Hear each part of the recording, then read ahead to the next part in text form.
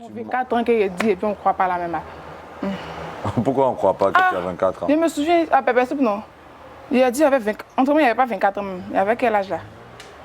Ils m'ont chargé. Toi, tu as 24 ans. Mais pourquoi?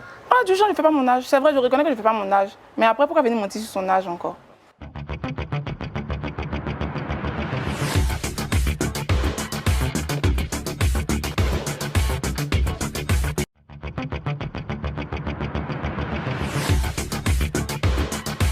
Avec près de 300 000 abonnés sur TikTok ainsi que Facebook, Amouruth est l'une des TikTokeuses ivoiriennes les plus suivies.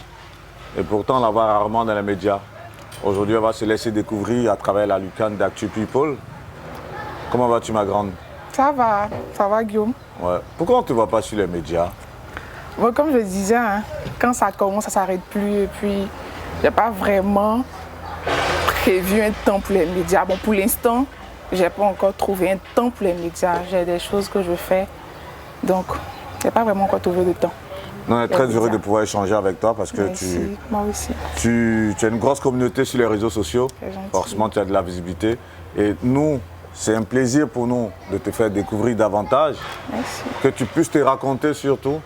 Si tu dois te raconter justement, qu'est-ce que tu dirais? Tu vas me raconter? Bon, je dirais que je suis comique. Je suis comique, pas seulement sur les réseaux. Je suis comique dans la vie réelle. Je suis gentil. Je suis gentil. Puis, il y a toujours quelque chose à raconter. Raconte-nous quelque chose là à l'instant. Vu qu'on y est. On fait ça? Oui, vas-y. Bon, je me souviens que je suis partie à un mariage. Je n'étais pas invitée. À la base, on était à l'église avec des sœurs. On voit un mariage, bim, il dit allons. Elle dit, aïe, comment? On n'est pas invité. Elle dit allons. On est arrivé. On dit carte d'invitation. Ça, moi, on donne la parole. Peut-être que j'ai des grandes filles, mais donne la parole. Elle dit non, on a été invité par une dame, elle s'appelle Madame Georgette. Vraiment, on n'a pas la carte, mais laissez-nous entrer. Dès qu'elle vient, je vous présente. On dit ok, d'accord, j'étais sérieux de toutes les façons. On nous a laissé entrer. Dit, on a mangé comme c'est pas permis. On a mangé un peu, allons-y. Elle veut couper gâteau. Il dit, ah, je vais aux toilettes. Plim, pim, je suis partie à la maison. Elle les a laissés là-bas.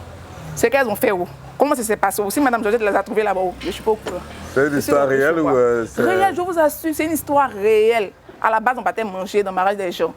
On a fini de manger, allons-y. Vous dites non, on coupe le gâteau allait joli, on va couper, peut-être les draps. J'ai dit, moi, ce que je voulais, il y a eu, je vais. As-tu été autant inspirée depuis toute petite? Oui. Pour raconter des blagues comme ça? Toujours. Ah ouais. Depuis l'école primaire, quand moi je raconte, il y a un monde autour. C'est-à-dire quand Ruth est en train de parler, il y a un monde autour. Tout ce que je raconte est intéressant. Même les histoires que je n'ai pas vécues. Quand je raconte, j'ai l'impression que j'ai vécu l'histoire. Même les détails, même les bruits. Je vais dire ça dans le récit. Et c'est ce qui a fait que les gens t'ont accepté très facilement quand tu es arrivé sur les réseaux sociaux, c'est ça? Je me dis ça parce que je vois très souvent les commentaires, tu es naturel, tu es naturel, tu es naturel. Donc je me dis que c'est mon naturel. Quand tu t'identifies, vu que tu es naturel, c'est ce qui revient très souvent. Oui. Aujourd'hui, si tu dois t'identifier à toutes les dévancières, celles que tu as connues sur le réseau, on va dire, sur le web, tu peux t'identifier à qui? À quelle web comédienne? Je dirais Ozoa de Gagnoa. Parce qu'elle aussi, elle est naturelle. C'est du Ozoa. Elle fait du Ozoa. Très souvent, elle imite les mamans Ati. Donc, elle est super naturelle. Je peux dire elle. Pas que c'est ma grande sœur, mais je dis qu'elle. Parce que très souvent, on a tourné certaines vidéos ensemble. Et puis, on n'a même pas écrit de scénario. C'est parti comme ça. On s'est assis, on dit bim, on a commencé quelque chose, on a publié. Puis ça fait beaucoup de vues sur Internet. Outre Ozoa de Gagnoa, est-ce que tu ne peux pas t'identifier aussi à une grande sœur, une de vos grandes sœurs qui est Yves Dero, par exemple? Bon, je ne dirais pas non, oui. La mère aussi est quelqu'un de très naturel, qui fait des trucs naturels. Donc, elle aussi, je m'identifie à elle. C'est une maman, je peux m'identifier à elle. Si tu dois prendre quelque chose d'elle, par exemple, par rapport à son talent, tu prendrais quoi? La voix bim. C'est-à-dire, elle est bim bim. Du moment qu'elle fait sortir quelque chose, c'est bim. C'est pareil. Moi, c'est du bim aussi. Parfait. Voilà. Je n'écris pas forcément de scénario. Hein. Je n'écris pas forcément de scénario. C'est des idées qui viennent. Et puis, je dépose mon téléphone. Ça va. Vu que c'est l'une de tes toutes premières interviews télé, vidéo, on va dire ça comme ça, si tu dois parler de toi, qu'est-ce que tu dirais? De ta naissance, là où tu es né, ton parcours scolaire jusqu'à ce que tu fais aujourd'hui, qu'est-ce que tu nous dirais? Bon, à la base, sur mon extrait, c'est mentionné à Djambé. Mais ma grand-mère m'a raconté l'histoire que je n'étais pas née à Djambé. Je suis née à la maison, à Cocody. Et ils sont partis avec moi à l'hôpital. Donc je dirais que je suis née à Cocody, mais je suis allée à l'hôpital à Djambé. Donc je suis née à Djambé. J'ai fréquenté les Pépé Cocody Donga, vu qu'on habitait à Cocody avant, avec ma grand-mère. Après mon entrée en 6e, j'ai été orientée au lycée moderne Gégé à Mongy-Pierre, à Djamé 220 logements. Voilà, c'est là-bas que j'ai eu mon BPC.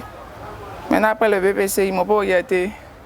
Donc, comme ils ne m'ont pas orientée, je suis allée dans une école privée à Williamsville, groupe scolaire Baoulin, c'est comme ça on appelle. C'est là-bas que j'ai eu le bac.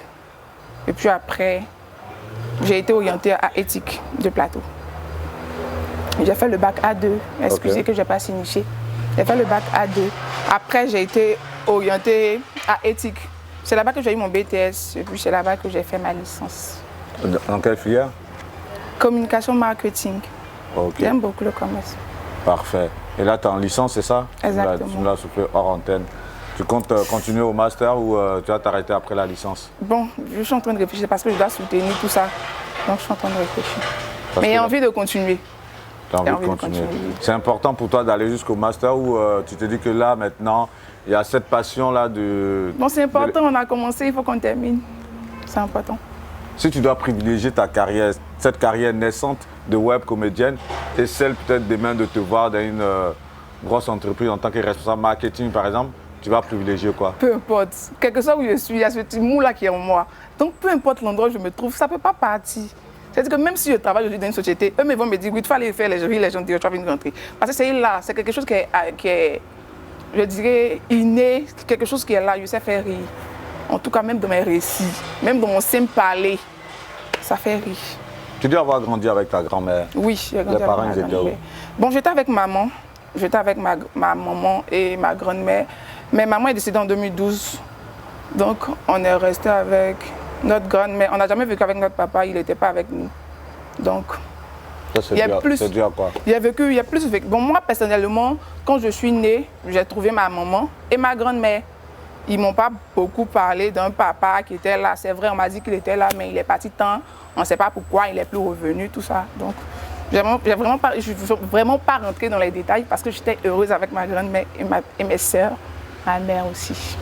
Tu n'as pas de nouvelles de papa jusqu'à aujourd'hui? Non, peut-être qu'il a mes nouvelles, mais moi, je n'ai pas. Comment est-ce qu'on grandit comme jeune fille sans, on va dire, cette affection paternelle que tu aurais aimé avoir? Puisque, bon, on a eu ça des parents qui étaient là, qui eux-mêmes savent que le paternel n'est pas là, qui ont essayé de combler ce vide-là. Donc, j'ai vraiment pas senti ça. Mais qu'est-ce qu'on t'a dit de papa? Qu'est-ce qu'on t'a donné comme nouvelle de lui? Bon, puisque moi, je n'ai pas demandé grand chose, donc ils ne m'ont pas donné grand chose. Tu n'as pas cherché, même quand tu as grandi, tu n'as pas cherché à avoir de ces nouvelles? Même pas, sérieux. Au jour d'aujourd'hui, tu ne sais pas où ton papa il est? Je te promets. Mais j'ai beaucoup de papas après. C'est vrai, le père biologique, c'est vrai, je n'ai pas de ces nouvelles, mais j'ai beaucoup de papas. Puisque je suis allée à l'école, puisque le père n'était pas là, je suis partie à l'école, tout ça. J'ai beaucoup de papas. J'ai beaucoup de papas en tout cas. Donc, c'est vrai, le père biologique n'est pas là, mais j'ai beaucoup de papas. Il ne t'a pas manqué plus que ça? Non, pas vraiment. Du vivant des moments, lorsqu'elle parlait de papa, qu'est-ce qu'elle disait? Elle ne me parlait pas, moi je ne lui demandais pas.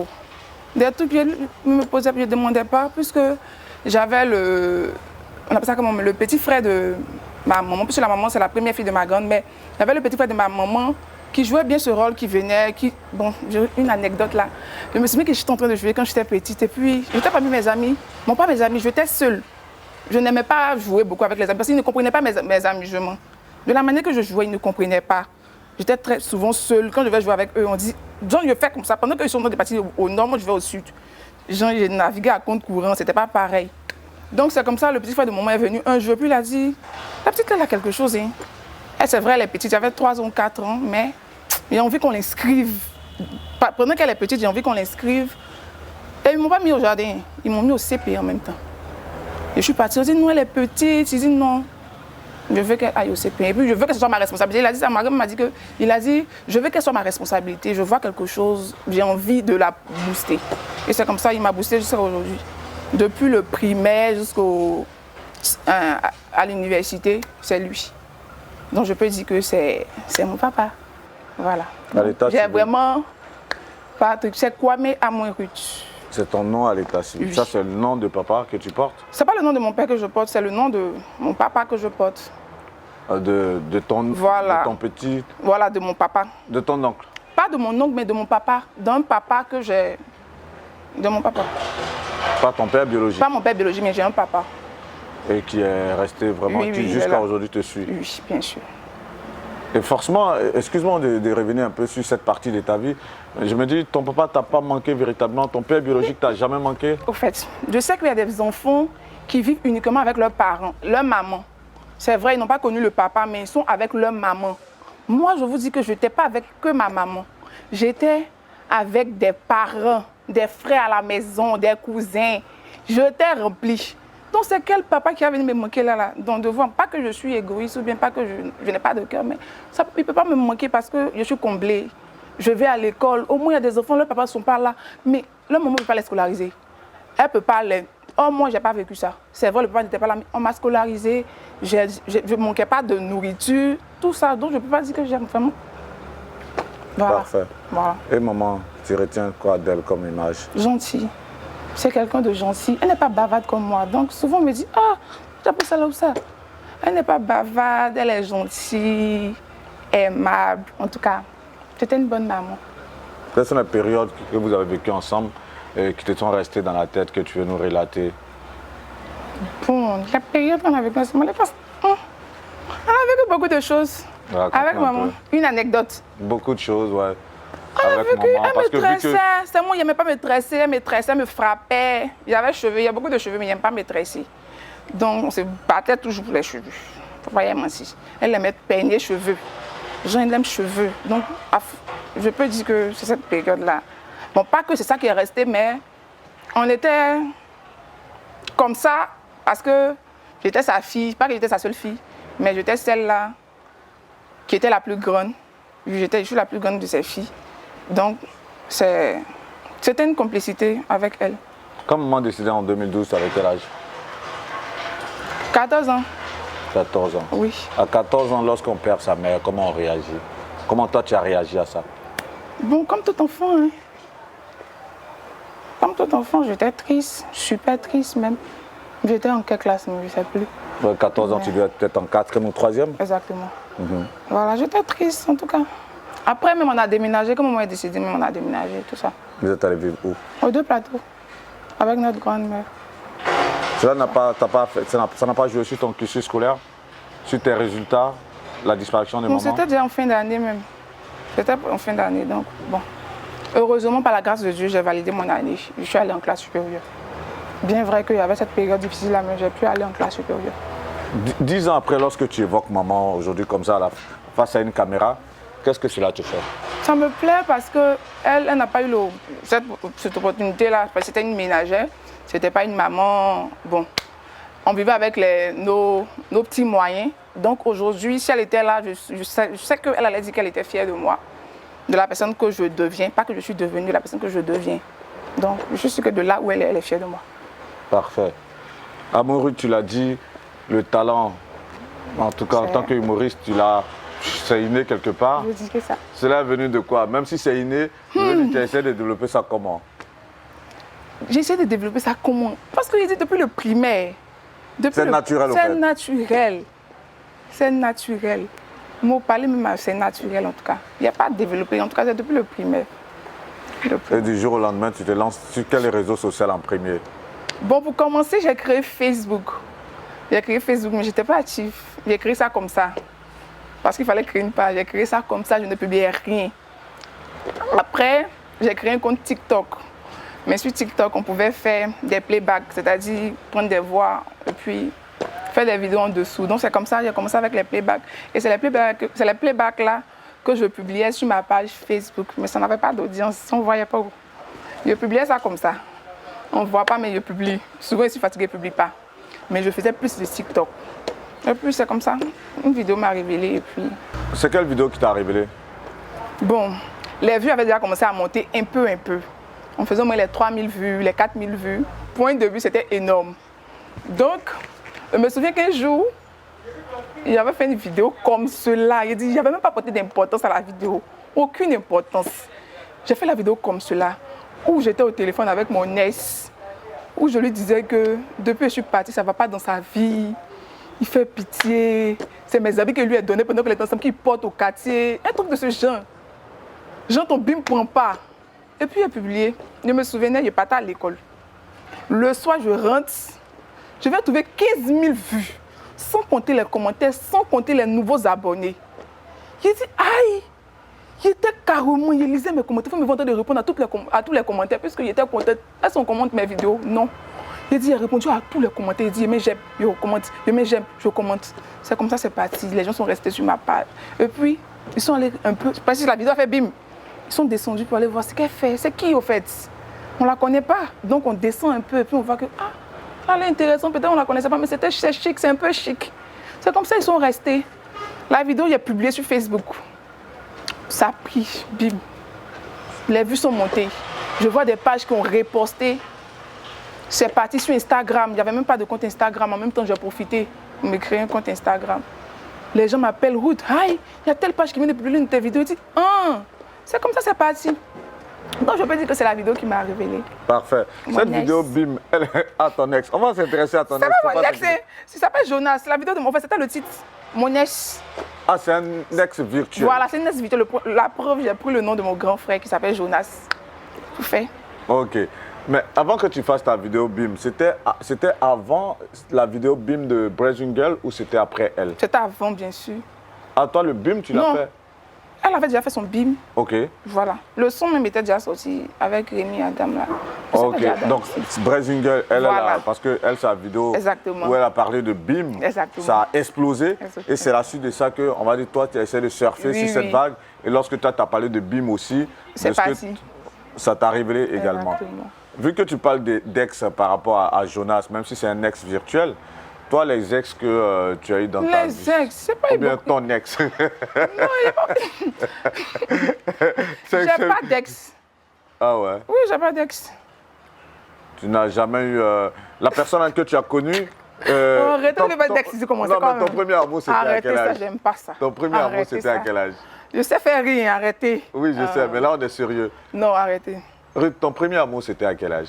Je ne me souviens plus. J'oublie vite. Hein. Moi, c'est mon défaut qui est là, oublié. Là, si on fait un calcul simple, tu dois avoir 24 ans. Mais ton premier amour, tu l'as eu à quel âge? Bon, je ne sais pas, je n'ai pas retenu de date. Mais je sais que j'ai eu un premier amour, mais je n'ai pas retenu. Et puis, en plus, on n'est plus ensemble. Ok, voilà. Mais tu es un ex, donc exactement. Du coup, tu es un ex. Exactement. Qu'est-ce qui s'est passé? Pourquoi vous êtes séparés? Rien. On s'est assis, on n'allait plus ensemble, on s'est laissé. De commun accord. Rien. Aussi simplement? Aussi simplement. Tu n'as pas regretté? Non, tu es d'accord, je suis d'accord, il n'y a pas de regret. Tu l'aimais pas? Pas que je ne l'aimais pas, mais ça ne va plus. Qu'est-ce que tu dis que ça n'allait pas? Bon, je ne sais pas. Peut-être que c'est... On n'était pas fait l'un pour l'autre, c'est comme ça. Quand vous n'êtes pas fait l'un pour l'autre, il y a forcément quelque chose qui ne va pas aller. Vous êtes restés ensemble combien de temps? Ça a duré un peu. Combien de temps? Ça a duré. Je ne sais plus, mais ça a duré. Et celui avec qui tu es aujourd'hui, ça fait combien de temps que vous êtes ensemble? Pas assez. Pas beaucoup de temps. Ça fait combien de temps? Je suis avec quelqu'un. Il a répondu à quand même. Il n'y a pas de trou de... Non, arrêtez ça. Non. Mais je ne sais pas si vous plaît ici. Attends, alors doucement, Ruth. Tu es avec quelqu'un en ce moment? Actuellement, je suis étudiante. Mes parents me regardent. Je paye mes études pour que j'aille à l'école. Okay. Je n'ai pas venu parler de mon ex ici. C'est vrai, j'ai un enfant. Je précise, j'ai un enfant. J'ai une fille de 5 ans. Super. Elle a eu 5 ans le 12 septembre. C'est vrai, j'ai un enfant. Mais je ne pense pas joli que mes parents viennent regarder mon interview en train de parler. C'est vrai, je suis une grande fille, mais ils payent encore mes études. Je vis encore chez mes parents. Tu as un mari, tu as un gars et puis tu es encore chez nous là. Donc, je n'ai pas envie de parler de ça pour ne pas fâcher mes parents qui payent mes études, qui me... C'est pas dire qu'il me nourrit vraiment, c'est vrai, il peut me payer certaines choses, mais qui me nourrit, pas qu'il rentre à la maison à manger, il mange. Donc, c'est pas joli à voir. Ça, je l'entends bien. C'est mieux, viens me tais. La petite, elle est venue dans quelles circonstances, ta fille? J'étais encore élève. C'est comme ça. J'étais encore élève, c'est erreur de jeunesse, ça on dit erreur de jeunesse, ça. C'est ça. Ça aussi. Mais aujourd'hui, c'est mon enfant. Je l'aime. C'est arrivé de cette voie-là. C'est clair qu'il y a un enfant. Pas que c'est une... Bon. Un enfant, comme on dit, c'est un cadeau du ciel. Voilà, faut pas... C'est vrai, nos parents payent nos études. Et puis après, venu voir que ma fille, qu'il a payé ses études jusqu'à enceinte, ça fait mal. Les parents m'ont appelé ça erreur. Bon, elle a fait une erreur. C'est vrai. Mais c'est pas que l'enfant est l'erreur. Aujourd'hui, l'enfant est là, on l'aime. Mais c'est pas joli que de dire erreur aussi. Mais... Donc on va retenir qu'en ce moment, amour, Ruth n'a personne dans sa vie. Voilà, il n'y a personne dans ma vie. Ok. Voilà. C'était un message pour les potentiels dragueurs. Je te suis sur les réseaux sociaux. Non, ne me draguez pas pour le moment d'abord. Ne me draguez pas pour le moment. Pourquoi? Attendez un peu. Voilà. Pourquoi? Non, actuellement, je suis en train de faire des choses, certaines choses. Donc là, tu veux mettre garçon dedans, c'est pas bon. Voilà, donc ils vont venir, elle est fatiguée, c'est pas bon. Tu vas fatiguer en front des gens, c'est pas bon.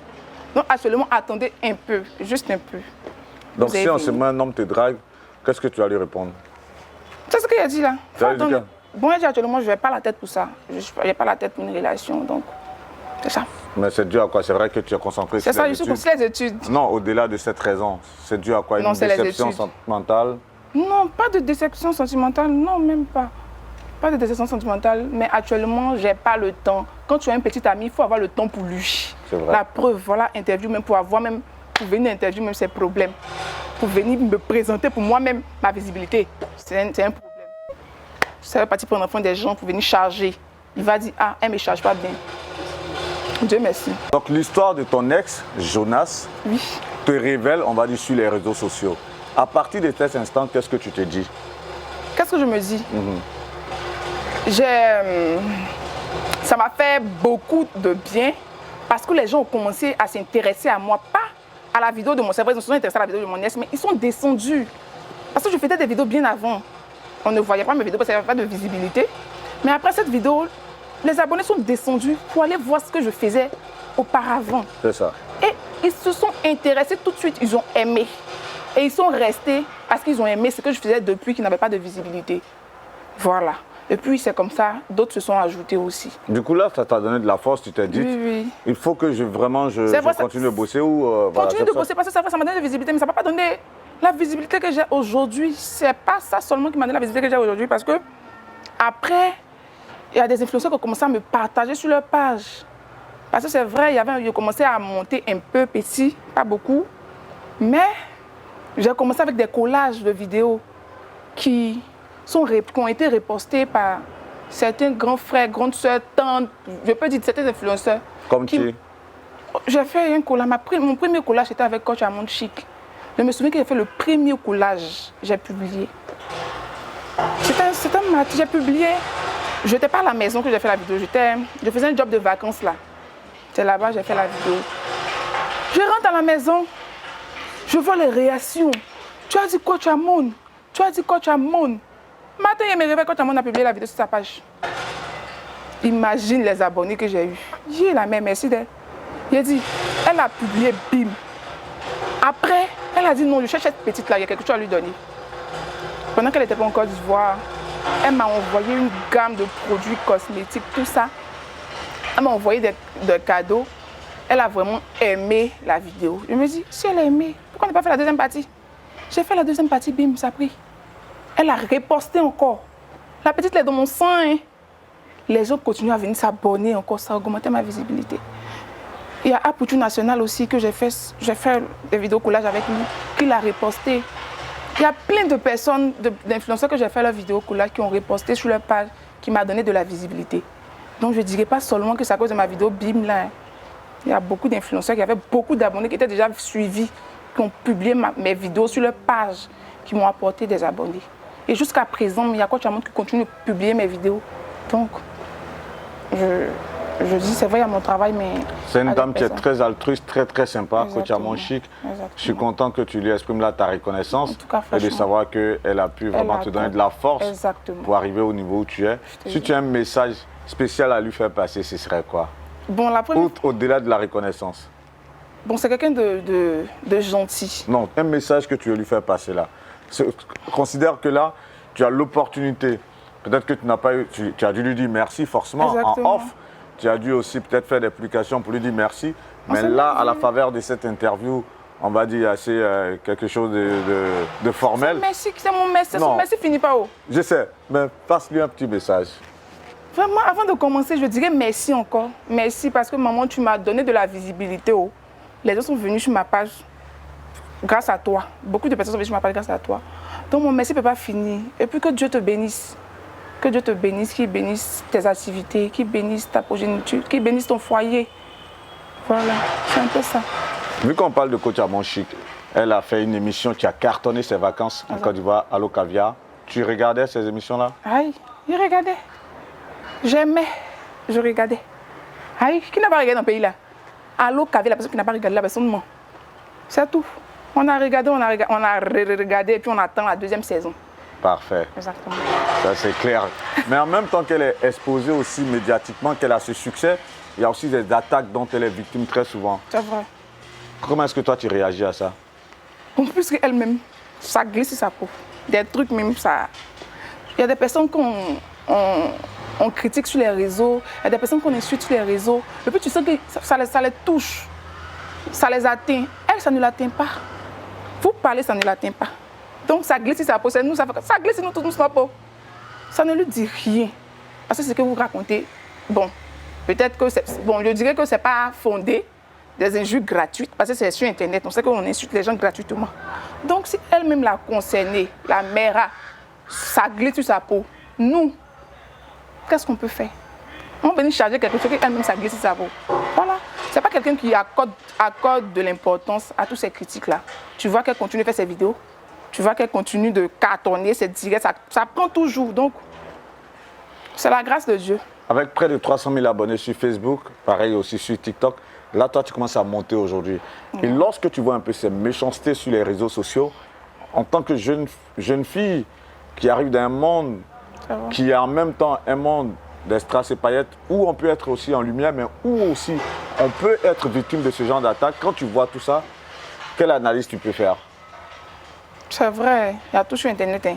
Mais après, quand tu es vrai, quand ce que tu fais, tu sais en âme et conscience que tu n'as pas fait de mal à quelqu'un, tu es venu pour apporter ta joie, tu es heureuse d'abord avant d'apporter la joie, tu es venu apporter ta joie.